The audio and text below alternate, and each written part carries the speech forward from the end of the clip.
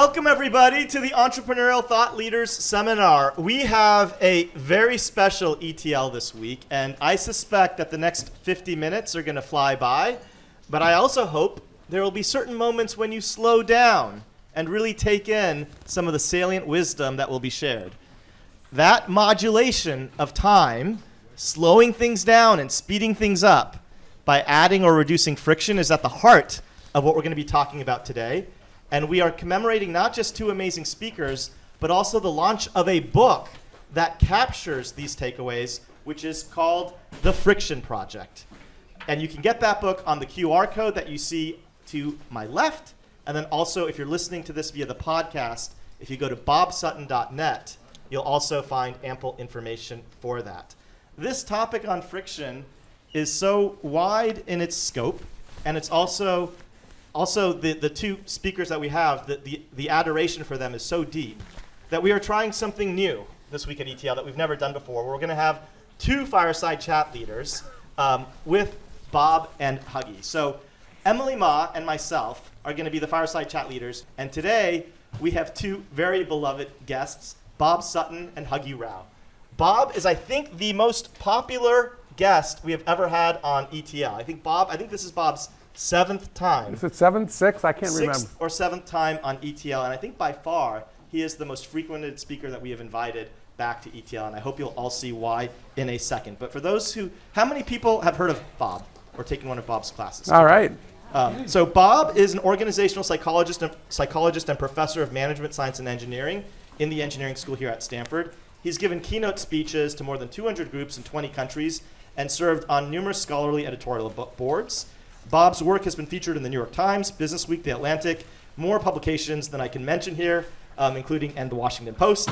He's a frequent guest on various television and radio programs and has written 8 books, including Scaling Up Excellence, The No Asshole Rule, Good Boss, Bad Boss, 2 edited volumes, and also the upcoming Friction Project, which, along with Scaling Up Excellence, he has co-authored with Huggy Rao. Huggy Rao.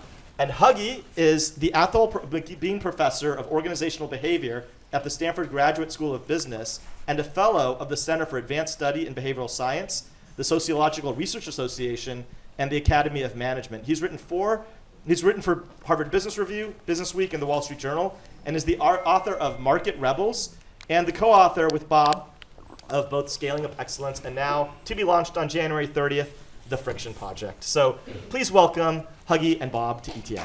Everybody. All right.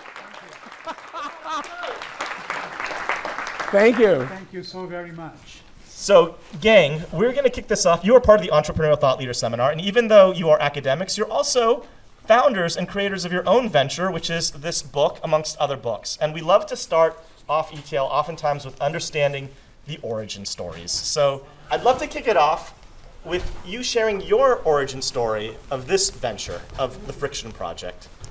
I love the fact, Ravi, you described the book as a venture. I would modify it just a little bit. It was more of an adventure for me. I mean, truly. It was something we sort of got into without, frankly, a lot of forethought in that sense, because we'd written a book called Scaling Up Excellence. How do you spread goodness in an organization? How do you take a venture from the startup scale and scale it up so that it becomes big and better as opposed to being dumb? And as we were presenting the material from the Scaling Up Excellence book, we discovered that the top echelons of leadership in a company, or the senior echelons, they really loved the message. But as we went lower down, people loved the message, but their love for the message came with a perennial lament. And the lament was, it's really hard to do anything or get anything done in my company. I'm going to give 2 bookends just to give you a sense of what we encountered. I remember Bob and I asking an executive a seemingly innocent question, where do you work? And the guy looks at us with a glint in his eye and he says, I work in a frustration factory. I just man, how does this guy go to work in the first place? And then there's another young woman whom I can never forget. And she was kind of describing how she poured herself at work doing busy work and largely inconsequential work. And she said, I go home and all I've left are scraps of myself for my family. That was like a blow to the solar plexus, I'd say. And that's how we said, hey, we really need to understand friction land in organizations. So I would add to that, I think there's also some personal elements, this I'll get to in a second. But our 2014 book was on scaling up excellence. And then we hang out with folks like Chris Ye of blitz scaling fame, and venture capitalists like Ravi here. Their dream is scale, baby, scale. Let's make a unicorn. And there are various organizations since I've been in the Stanford Engineering School for 40 years. I've seen a lot of startups come and go. And I won't mention Google, but let's take Facebook, which actually I worked with them when they had between 200 and 400 people. I wasn't of much help to them, but I had a lot of fun. And now they're like kind of a big dumb company in a lot of ways. And so what happens in the process, since we're interested in scaling, is that as organizations get large and complex, it's very hard for them to create places where it's still easy to get things done. And yes, we're not like, this is really important, because there's some people who say, kill the bureaucracy must die. That's not us. Our perspective, there's a great book called Hack Your Bureaucracy. I think that's all our perspective, that as organizations get larger, more complex and older, they do need more process, they do need more specialization, they really do need hierarchy, but some are better than others. So that's sort of the personal part, is that leading at scale was something that a lot of organizations, in my case, you did more stuff with Salesforce and I did more stuff with Microsoft. Those are examples of organizations where leading at scale is important, leading something big. And then let's get personal, since we're at Stanford University, since I have been here 40 years, things are so much harder to get done here than when I got here. It's just absolutely unbelievable. And one of the things that makes it harder, and I think many of you have probably seen the numbers, at Stanford it depends how you calculate, about the same number of administrators as we do of students. It depends how you count. And of course, administrators have to justify their existence. So what they do is they create things for us, the students and faculty, to do, and for one another to do, to justify their existence. And to just give you like kind of a little number, when I first got to the School of Engineering, which now has about 20% more tenured track faculty than it did in 1983, there was only one person in the whole school named Ken Down who was a finance person or a money person. Now, to survive the bureaucracy, everybody needs multiple money, finance people just to fight back, just to get stuff done. And so they create work for one another and for us. And I think, I'm not saying that there's too many of them, I'm saying it's a symptom. So that's both personal and by the way, our book, the first paragraph, exactly, which starts with a 1,266 word email with a 7,500 word attachment, inviting all 2,000 faculty to spend a day brainstorming about the new door school, which I don't think was a good use of our time. So we start out. Wasn't it? On a Saturday, yes. Saturday. And being the shy person I am, I sent it to Persis Drell, our then provost, and said, really, is this a good use of our time? So I did complain. But he couldn't resist editing that 1,200 word email. Yeah, I did. And he quickly reduced it to 400 words. And how long, Bob? A couple of minutes? A couple of minutes, yeah. But I'm not, and ChatGPT could do it in probably 10 seconds. So anyway, so that's the bad news. I think we can talk about good news too. It's not all pessimistic. It's actually a pretty optimistic book, but we started out grumpy. I think that's where I'd say. Do we want to talk about how co-authors have a good fight? I kind of want to do this because I feel like you two have a very unique partnership. Like writing a book as a solo author is already quite difficult, right? You've done this before, Bob. Yeah. So you two must have experienced friction just with the two of you. So let's start with that. Let's start with so my main two co-authors, two books each, are Jeff Pfeffer and Huggy Rao. Jeff, all we did was scream at each other, honestly. And I still think that there's entire chapters of our books that like he doesn't have any children, and he writes a chapter about work family stuff. He doesn't know what the hell he's talking about, and I couldn't get him to take it out. But Huggy, it's kind of the opposite. I always was trying to get you to argue with me, and I'd get mad at you because you wouldn't argue with me enough. Well, actually, the thing with Bob and I is, Bob usually is very improvisational, likes to do many, many things. And I discovered the secret to collaborating with Bob is I had to get to that corner quicker than he did. So I'm the one who's improvisational, disorganized, generating ideas, and Bob's the adult. And he keeps constantly telling me, why the fuck am I the adult in this relationship?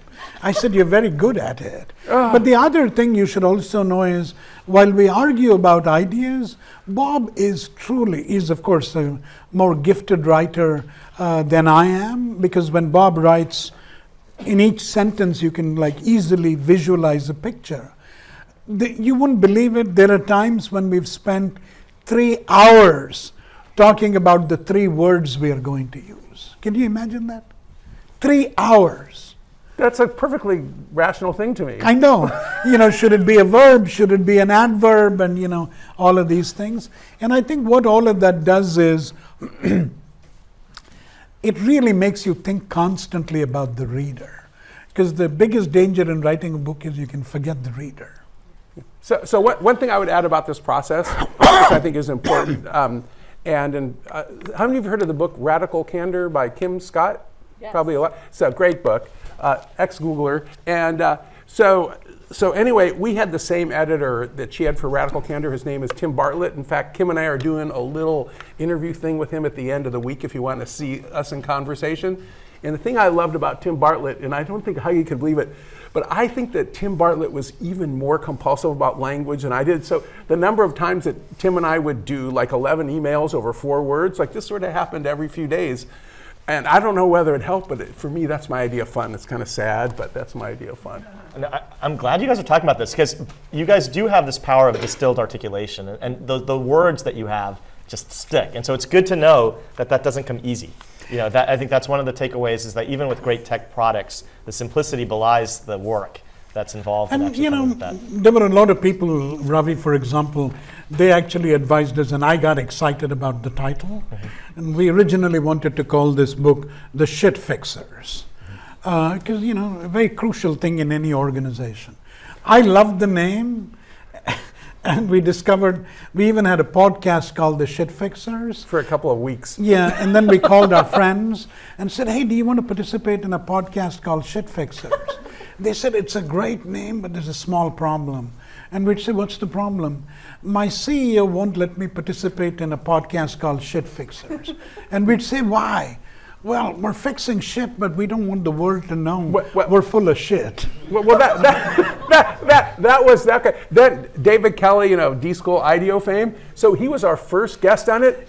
And David, I've known David for a long time, and I'm walking to say it because I hate that name. I hate that name. And we'd have like a break in the recording. He'd say, I hate that name. And then at the end, he said, I hate that name. So I really got the message that some people hated the name. And David he's generally got pretty good taste and is not easily offended. So yes, we did abandon the Shit Fixers. It's ironic. The no asshole rule took off, but Shit Fixers died. Yes. So here was the argument. So the no asshole rule is by far my best-selling book. The no asshole rule is actually about the no asshole rule and about workplace assholes.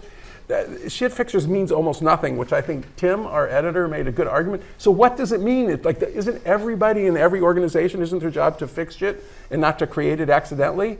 So he thought it meant absolutely nothing, which I thought was a good argument. Well, let's move forward. I want to talk about how this friction is not just relevant to big companies, because I think our audience is also, we have a bunch of aspiring founders that might say, all these problems we're talking about, friction, are big organizations, but that's not relevant to my life. What does friction look like through the lens of an aspiring founder? So, well, there's 2 parts of it. One is that you can sell a lot of stuff by making the right things wrong and the right things easier and the wrong things harder. That's the whole point of a lot of different apps and stuff, is to make our life easier. So we know that. But there's also this notion that as organizations grow amazingly quickly, things get hard to do. And so a startup which probably none of you ever knew about, called Pulse News, which was one of the first ones coming out of the D-School. Ankit and Akshay, remember that? Mm-hmm. And what they sold it for a lot of money. Oh, it was one of the first apps on the App Store. One of the very first apps. Steve Jobs, yeah. Yeah, one of the very first apps. Yeah. In fact, there's all the story, it got knocked off, and Kara Swisher was involved in getting it back on. So these 2 guys, Ankit and Akshay, they start this company And we interviewed them, I remember, in their office at downtown Palo Alto. And I remember Ankit said, when we moved from 3 people to 12 people and we're all in one room, we were having all sorts of coordination problems, and we were dropping balls and having confusion, so they broke just this 12 people into 4 different groups, and then they added a little bit of rhythm. They had a stand-up meeting in the afternoon where people said, here's what I accomplished today, here's what I need help with. Classic engineering sort of one, but in that case, they had to have, if you think about it, they had to have some process, and they had to have some division of sort of focus because they had friction problems. Yeah. I think your question, Ravi, really made me think about how founders don't actually apply a friction lens when they're actually making decisions. Let me give you 2 sort of quick examples. At the Graduate School of Business, I teach a class called From Startup to Scale Up. And with John Lilly, a great student of computer science, and another guy called Sujay Jaswa. And the other day in our class, we had Evan Williams, the founder of Twitter. And so I asked him a simple question, when we were having these discussions. I said, when you started this company, who was your first hire? And he looks at all of us and says, well, I'm a product guy, and I thought maybe I should hire somebody who has complementary skills. Somebody who's kind of more, go-to-market oriented or whatever. But interestingly, he said he called Ben Horowitz, whom all of you I'm sure know, and he asked Ben, what do I do? And Ben said, I think you should really hire another product person. And Evan says, why should I hire another product person as opposed to a go-to-market person? And Ben looks at him and says, if you hire another product person who's similar to you, you're going to talk to that person much more frequently. Ooh. And in a startup, when you're iterating your product and your product is not right, the first thing you got to do is you got to have a lot of conversations. So don't hire people with whom you're not going to have a conversation. And Evan hadn't thought of that. That's a simple example of, if you will, using a friction lens. Another way in which founders completely miss the boat on occasion with respect to friction is when they split founder equity. Most people, when they split equity, they actually split it equally. The 4 of us are doing a startup, 25% to each of us. But that doesn't mean we're going to contribute equally over the course of the startup's life. Some people will contribute more, others will kind of contribute less. And it turns out that if you actually, agree to equal startups, VCs may think you're a good team, but strong founders, if you ask them a year later, hey, what do you think about the founder equity? They say, man, that was really unfair. I work most of the time and these guys are collecting things for no reason. So even a thing like founder equity, you want to actually kind of make sure you take a friction lens, and our recommendation would be don't allocate the founder equity all amongst the founders at T0. Allocate some, keep some in reserve so that you give it to different people. If Bob raises more money than any of us, he ought to get like more of the equity. Ravi gets more customers or she helps with product, they should get more equity than me. And so you have that kind of flexibility and you have room for what's called dynamic contracting. Does the research, that's I think a really salient point that goes against conventional wisdom. So yes. I just want to make sure that I really capture the right takeaway. Does the research bear that out, that teams that have discretionary founder equity outperform those that just treat everything? They have lesser post-decision regret.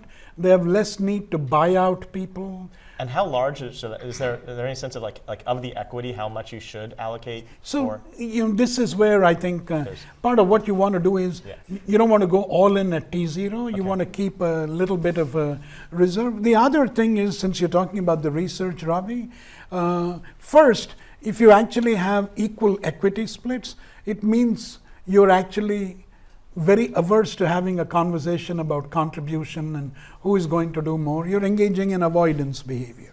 And what the data show is when you have equal equity splits, you actually have lower pre-money valuations.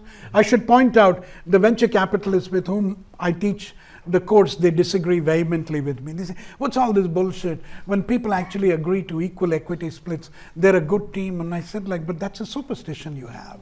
You call that 20 years of experience? I call that superstition. Fascinating. Go for it. So one of the we've been talking about bad friction, but I want to talk about good friction. And the comparison I'm loving to make these days is, of course, we all know the dropout Elizabeth Holmes, who was briefly on campus here.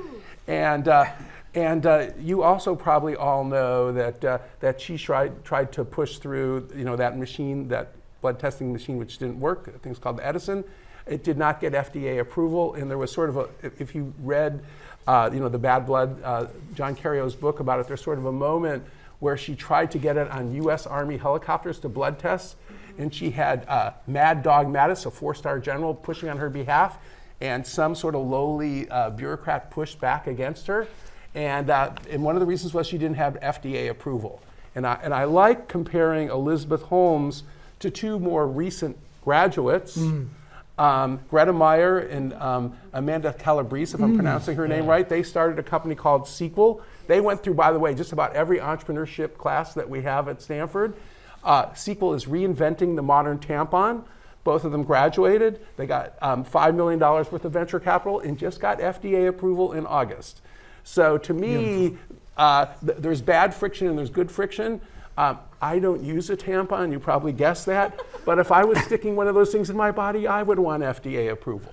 Okay. So that's a case where I think that friction was a good thing. And I think it's also cool they both graduated, by the way. I have a follow-up question that doesn't have anything to do with tampons, but going back to Mad Dog Mattis. I have met Mad Dog Mattis, and I'm actually curious for the individual that you wrote about, actually, no spoilers, go read the book, who did push back successfully. How does one have the backbone to do that? What kind of encouragement do you have for an individual like so that? This guy was sort of a lowly Defense Department. He's like a lieutenant colonel, and when he retired, they gave him all sorts of awards for fighting back to Mad Dog Mattis. And if we want to talk about fighting back, this is the problem of psychological safety. So either you need to be in a place that's safe, you need to have an exit option. I always say this to my students. I've got an asshole boss. I want to quit immediately. And I say, how big is your mortgage? Who do you have to support, and so forth. So a lot of it depends on the option. And then there's some people who are simply so brave that they're kind of suicidal, and bless you. But I don't want to, be the child who depends on your rent, for example. Hang on. One thing that you started with that's quite interesting is incentives, right? So the fact that this person, when he retired, was awarded all these things by his colleagues. By his colleagues. But the incentives have to be right for this kind of friction fixing. Well, to Mattis's credit, Madison sort of made the guy fly down to him and talk with him, and Mattis sort of argued with him for an hour and raised his hands and said, "You're right." So Mattis didn't just bulldoze him. This guy had the backbone to argue with Mattis. And Mattis said, "You're right." So in that case, everybody kind of did the right thing. I want to double click on some of the things you're bringing up are going against either the superstitions or the religious foundations of Silicon Valley.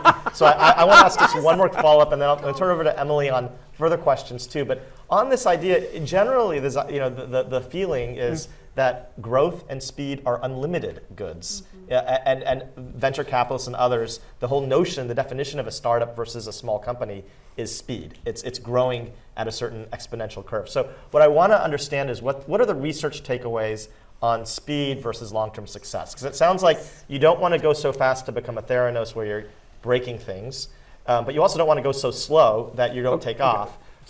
Is there an optimal So growth? the analogy we use, and at 6 o'clock tonight, we have a Wall Street Journal article coming out about when to go slow. Literally 6 o'clock it's dropping.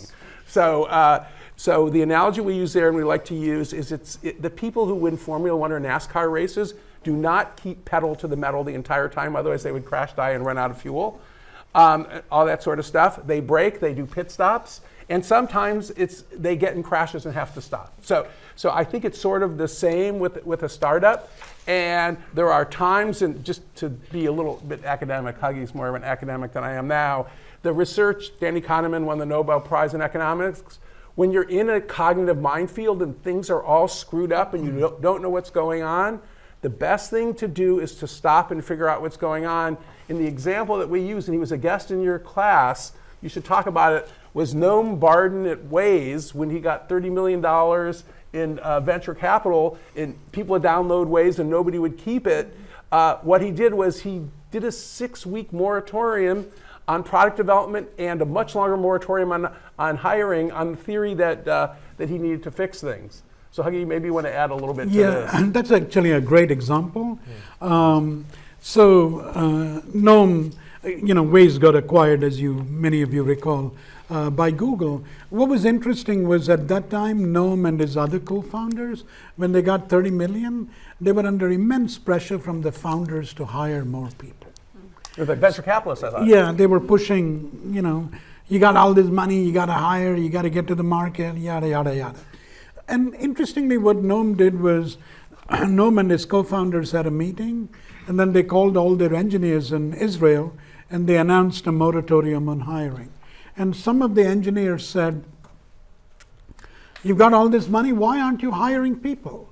And Noam said, look, when we hire people, we like to hire smart people.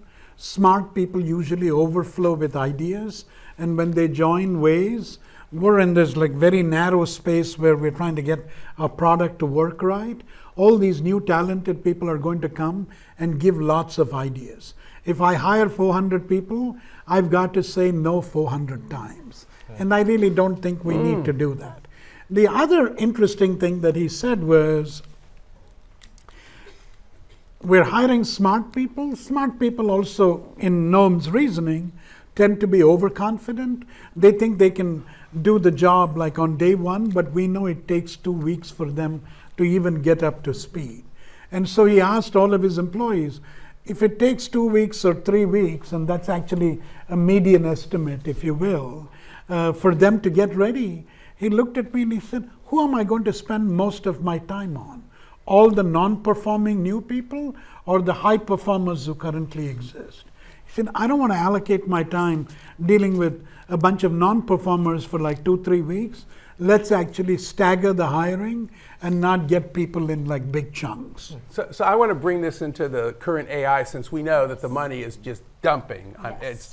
It's just amazing. So I have a friend, I will not name her. She has been CHRO of so many Silicon Valley companies, it's crazy, and she actually is taking a break from her last one because her CEO, of course, wanted her to hire and hire and hire and hire at the start of the pandemic, which she did, which is a lot of work. And then they decided a few months ago they had 30% too many employees, profitable company, so she had to lay them all off, the 30%. Okay. And so now she's on the bench, but she's interviewing for AI jobs. And she said they've got all this money and they want me to hire and hire and hire and hire and hire, even though they don't even need the people and they don't even know what to do with them. So I think that's an argument against just unfettered, yes. Hiring people as a substitute for thinking, I would call that. I understand that. Can I just extend one remark very quickly on speed? What our research shows is speed is one side of the coin, Ravi. The other side of the coin is time poverty. So, yeah, because when you have time poverty, the moment you perceive time is limited, it's really interesting the kinds of outcomes that ensue. We asked one of the graduate students, PhD students at GSB, hey, take a look at all the Bay Area startups, scrape all their public filings, mission statement, visions, anything they've communicated to the public, use a large language model, and actually calculate the linguistic emphasis on speed. So she came up with a number. And she said, okay, what do I do with this? I said, now you got this number. Estimate a regression equation where your left-hand side dependent variable is what's your time to become a unicorn, receive a $1 billion valuation.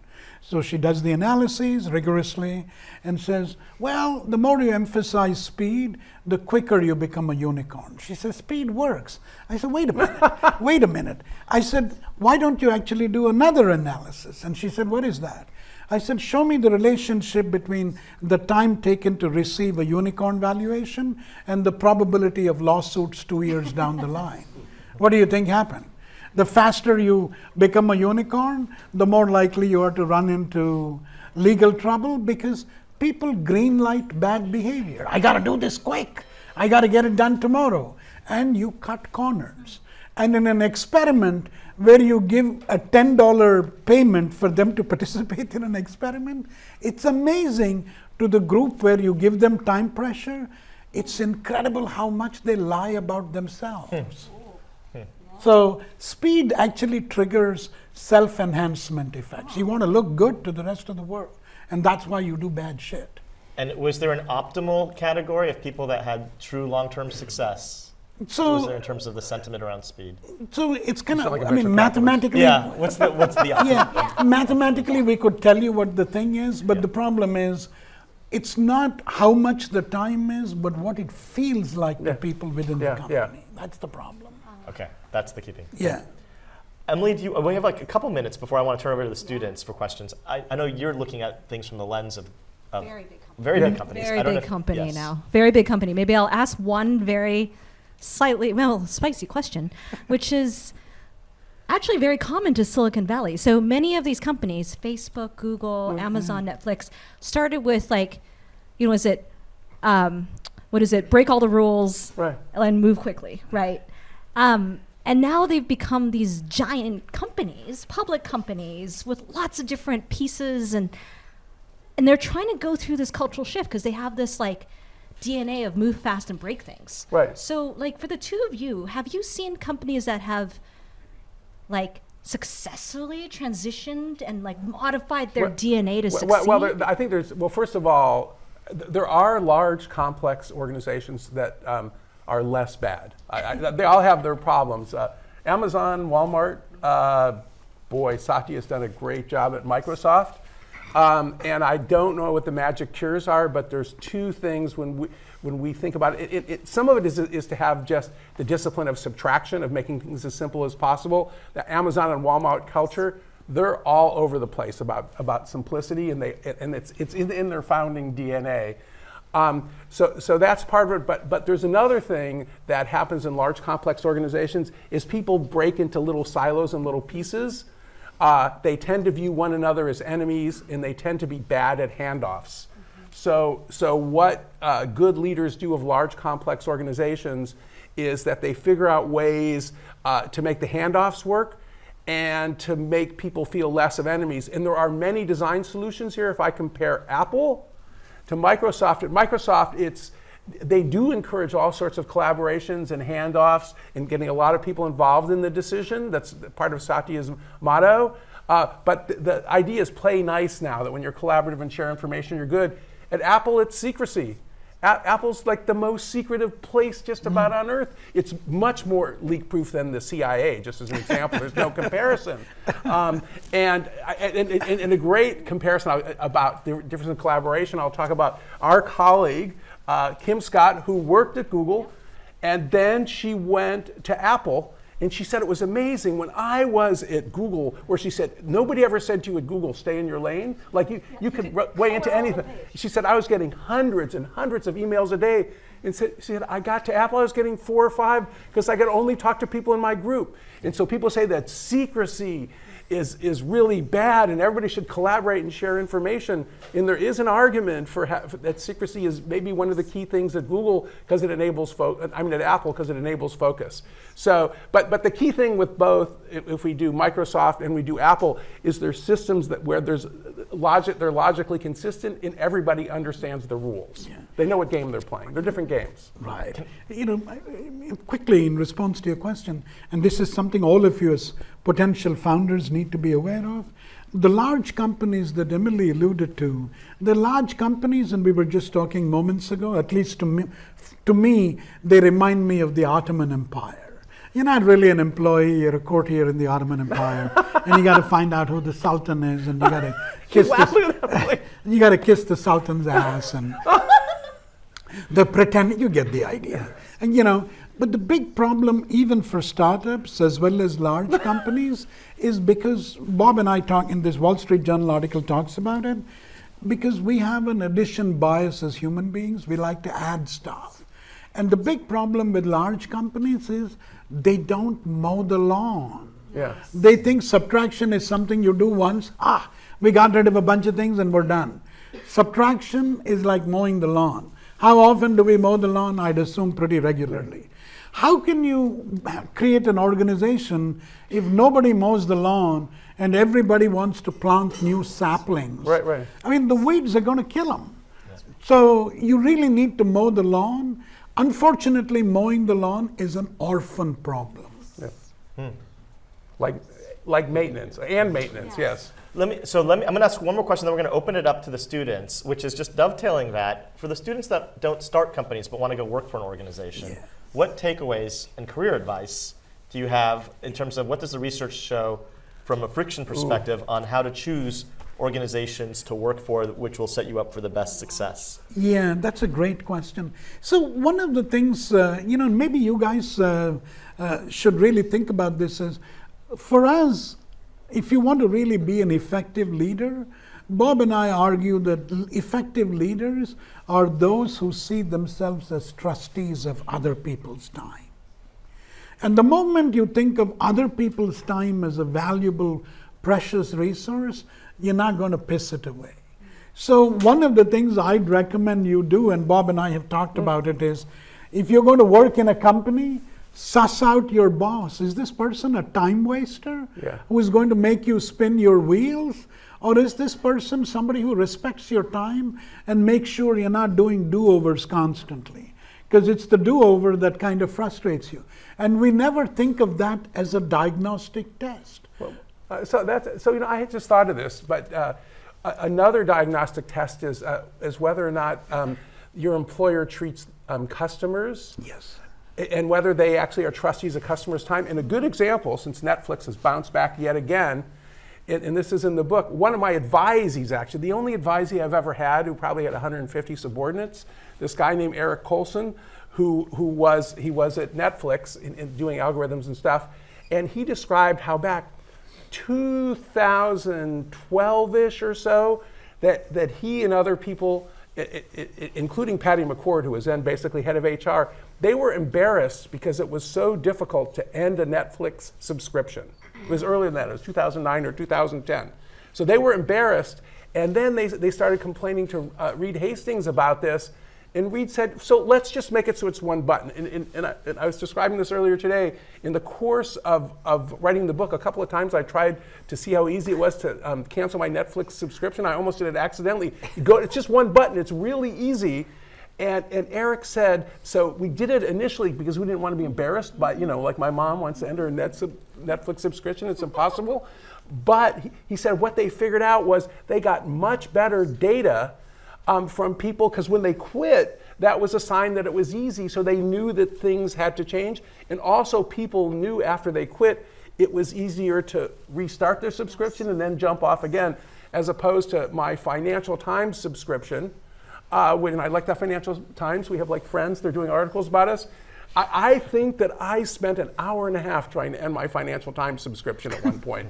It was just absolutely crazy. So I'm afraid to resubscribe because I don't think I can end it.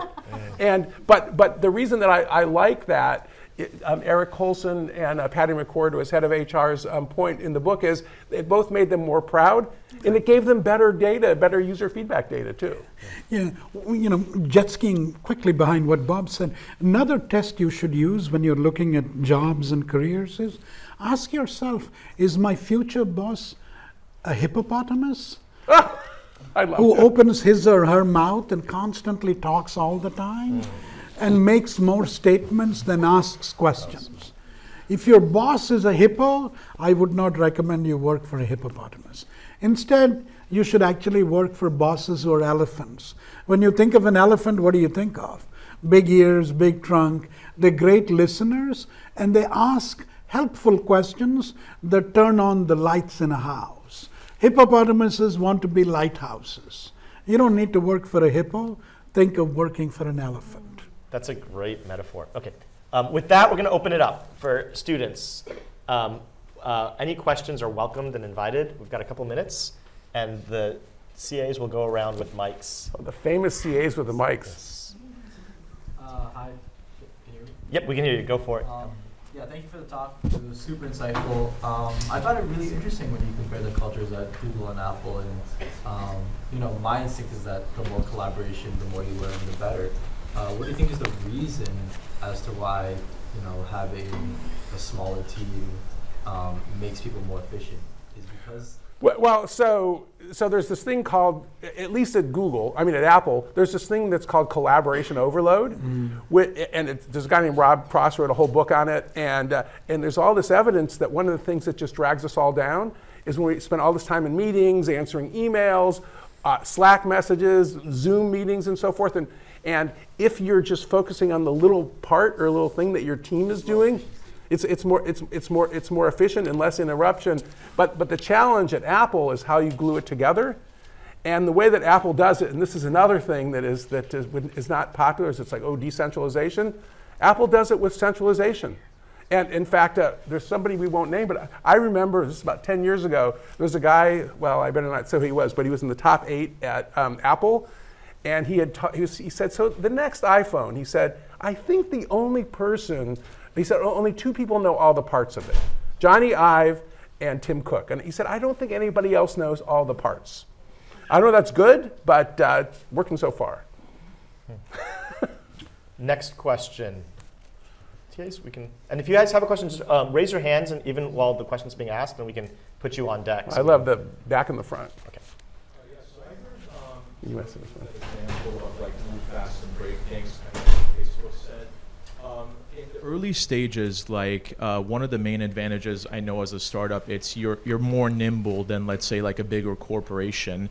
But at the same time, most early stage startups kind of need funding, and I've heard from a lot of sources that, and I've also heard from like a lot of sources that this happens more with angels than VCs. But when you take on funding early on, a lot of you're kind of beholden to certain expectations, and then you lose some of that nimbleness.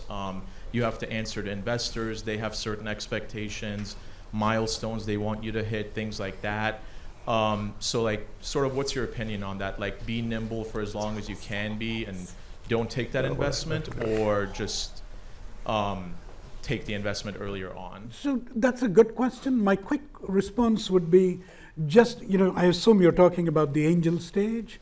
Yeah, I wouldn't take any money from anybody who just offers it just like that. You really want to recruit an angel, and you want to think carefully about what kinds of angels you don't want money from and what kind of angels you want money from. So I would not like to take money from a first-time angel. They're going to micromanage you and put all of this pressure that you just sort of alluded to, or for that matter, a first-time VC, they'd be all over you in no time. So that's one. The second thing is, there is evidence that if you're a startup and if you have a lot of money, you actually tend to make a lot of mistakes.